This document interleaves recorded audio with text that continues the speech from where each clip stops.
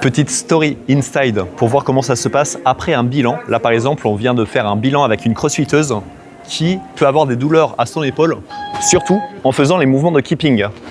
Ce qu'on a pu voir lors du bilan, c'était qu'en mettant en tension son nerf, alors si on veut faire les scientifiques, son nerf radial, c'est ça qui pouvait lui déclencher les symptômes.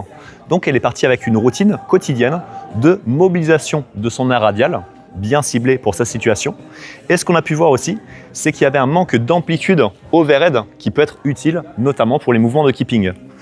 Donc, ce qu'on a pu mettre en place, c'est de la mobilité ciblée pour ne pas déclencher ces douleurs d'épaule, mais quand même gagner en amplitude. Donc à partir de là, venir faire un bon stretch au niveau du grand dorsal et faire du contracté-relâché.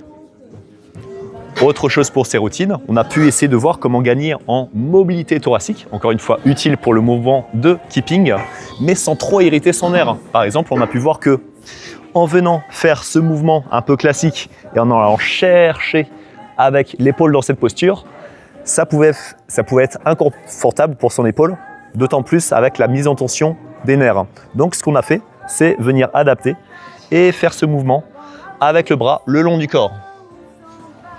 L'objectif est atteint, ça tire là où il faut tirer sans venir irriter son épaule.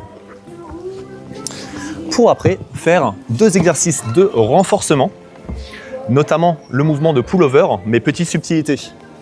Au lieu de faire le pullover classique, qui pouvait lui lancer un petit peu dans son épaule, on a donné une consigne bien particulière de venir écraser le poids avec ses mains et de venir essayer d'écraser comme si on voulait aplatir le poids. Et à partir de là, grâce au fait d'écraser le poids, ça vient activer les muscles profonds de l'épaule. Pas de douleur en le faisant, mais vraiment une bonne stimulation là où il faut pour venir renforcer les dorsaux dans les amplitudes. Le dernier mouvement, c'est le principal, c'est ce qui va se rapprocher du mouvement initialement douloureux, le keeping, mais qu'on va faire lentement. Lentement pour avoir des bonnes bases solides, pour après, dans un deuxième temps, mettre de la vitesse. Donc de venir suspendu à une barre, on vient dans un premier temps serrer les épaules pour venir exagérer le fait d'amener les mains vers l'avant, le torse vers l'arrière, et à l'inverse, torse vers l'avant, les mains vers l'arrière. Tout ça de faire lentement en exagérant les amplitudes. Comme ça, elle a sa routine. On a bien fait de faire un bilan pour savoir quels sont les déficits, de savoir de là d'où peuvent provenir les douleurs. Comme ça, on sait dans quelle direction aller.